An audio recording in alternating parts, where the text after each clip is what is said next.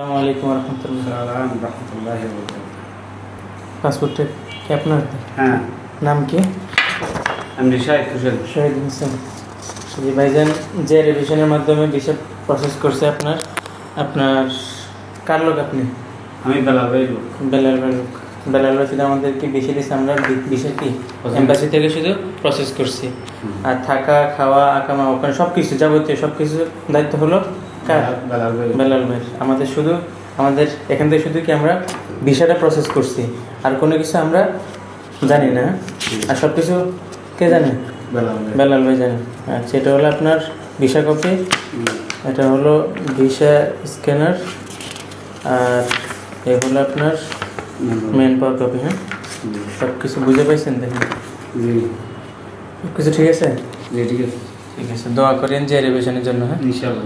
দোয়া অবশ্যই থাকবে। সালাম আলাইকুম। সবসময়। সালাম আলাইকুম।